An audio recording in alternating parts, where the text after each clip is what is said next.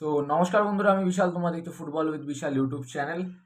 আর আজকে কিন্তু এই ভিডিওতে বেসিক্যালি দুটো জিনিস নিয়ে আমি আলোচনা করব, যেটা হচ্ছে আমাদের একটা হচ্ছে বেঙ্গল দলকে নিয়ে, আর একটা হচ্ছে আমাদের ইন্ডিয়ান জাতীয় ন্যাশনাল টিমকে নিয়ে। তো তোমরা যেরকম আমরা জানো যে কালকের কিন্তু এই দুটো টিমেরই খেলা ছিল। একটা বেঙ্গলের খেলা ছিল যেখানে কিন্তু উত্তরপ্রদেশের সঙ্গে তারা কিন্তু 7-0 গোলে কিন্তু কালকে ম্যাচ জিতেছে। আর অপর দিকে কিন্তু ইন্ডিয়া তারা 1-1 গোলে কিন্তু মালয়েশিয়ার এগেনস্টে কিন্তু ড্র করেছে। তো বিষয়টা সেটা না যে কে জিতেছে কে হেরেছে, ঠিক আছে। বিষয়টা হচ্ছে এটা যে বেঙ্গল দল এখন কিন্তু অত্যন্ত ভালো পারফরমেন্স করছে আমরা জানি। এবং প্রথম ম্যাচে তারা 4-0 গোলে ঝাড়খণ্ডকে হারিয়েছে, এবং আজ কালকের তোমার 7-0 গোলে কিন্তু ইউপিকে হারিয়েছে। তো বুঝতেই পারছো ভাই, সঞ্জয় সেন বাংলার কোচ হিসাবে কিন্তু দারুণ দায়িত্ব পালন করছে, এবং প্লেয়াররাও নিজেদের কিন্তু বলতে পারো যে নিজের যে ফর্ম বলো বা নিজের যে বেঙ্গলের জার্সির যে মানটা, সেই মানটা কিন্তু রাখতে পারছে এই প্লেয়ারগুলো। আর অলরেডি দুটো ম্যাচ জিতে গেছে, আর একটা ম্যাচ বাকি, পরশু নাগাদ হবে, মানে কালকে হবে আবার ম্যাচ। তো সেটা কিন্তু সেম জায়গায় হবে, কল্যাণীতেই হবে। তো এখন দেখা যাক বেঙ্গল কিরকম পারফরমেন্স করে।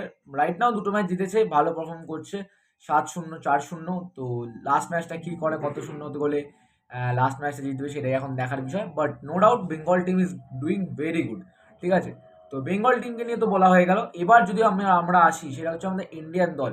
তো আমরা ভারতীয় জাতীয় দলকে নিয়ে যদি কিছু কথা বলি, তাহলে কিন্তু এই যে ইন্ডিয়ান দল, এই দলটা কিন্তু এই ইয়ার ক্যালেন্ডারে, ঠিক আছে, 2024-এ কিন্তু এখনো একটা ম্যাচ জিততে পারেনি।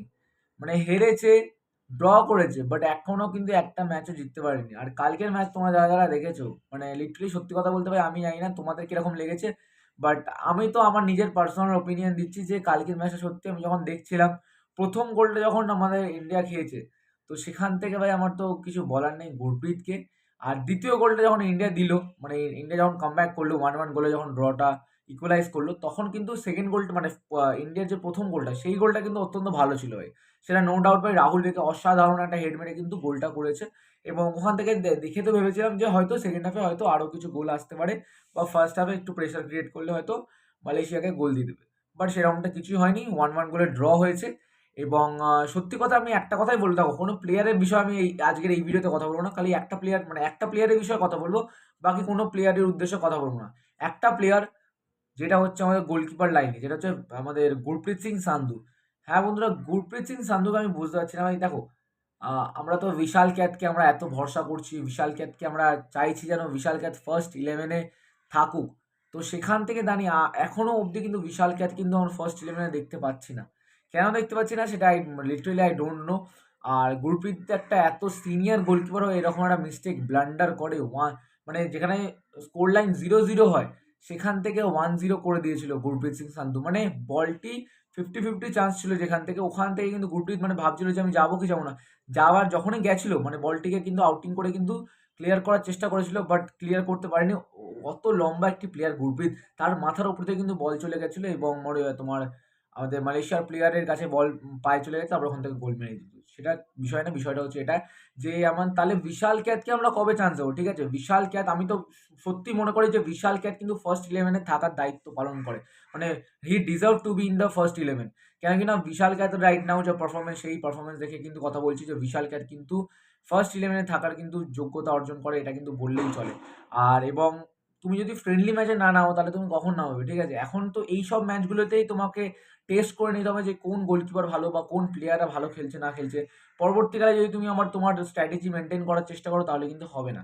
বাট যাই হোক ভাই, মানালো মার্কেস রোকা কিন্তু এখনো অবধি মানে কি বলবো, মানে একটা মানে ভরসা তো আছে মানালো মার্কেস রোকার, বাট আমরা কিন্তু চাই যে বিশাল ক্যাচ যেন গোলকিপিং এ থাকবে।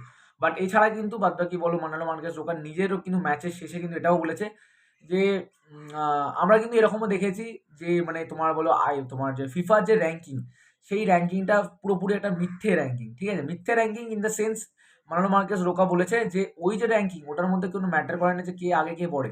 মানে আমরা এরকমও দেখেছি আফ্রিকার অনেক কটা টিম আছে যারা কিন্তু বাদবাকি কোনো টিমের থেকে অনেক বেটার। ইভেন কি আমরা তোমরা বলতে পারো আমাদের র্যাঙ্ক হচ্ছে 125, আর আরেকটা টিম আছে যারা তোমার টিমের নামটা মনে পড়ছে না এখন রাইট নাও। তো সেই টিমটা 127, বাট আমি মনে করি ভাই ওই 127-এর টিমটা আমাদের থেকে ফার বেটার। তো এরকমটাই কিন্তু মন্তব্য করেছে আমাদের মানালো মার্কেস রোকা যে র্যাঙ্কিং ম্যাটার করে না, র্যাঙ্কিং তোমার একটা হচ্ছে একটা মিথ্যে, একটা জাস্ট একটা নাম্বার। তো সেখান থেকে একটা ভালো টিমও বাজে টিমকে হারাতে পারে, আর বাজে টিম ভালো টিমকে হারাতে পারে। তো তো সেখান থেকে দাঁড়িয়ে কিন্তু মারাডো মার্কেজের রোকার কথা কিন্তু আমি একমত আছি। তো তোমাদের কি মতামত সেটা কিন্তু অবশ্যই কমেন্ট বক্সে জানাতে একদম ভুলো না। আর কালকের ম্যাচটা দেখে তোমাদের কিরকম লেগেছে সেটা কিন্তু অবশ্যই কমেন্ট করে জানাতে একদম ভুলো না। তো চলো বন্ধুরা, আজকে এইটুকুনি থাক, আবার পরবর্তীকালে ভিডিওতে তোমাদের সঙ্গে আবার শেয়ার করবো। চলো টাটা, দেখা হচ্ছে অন্য ভিডিও।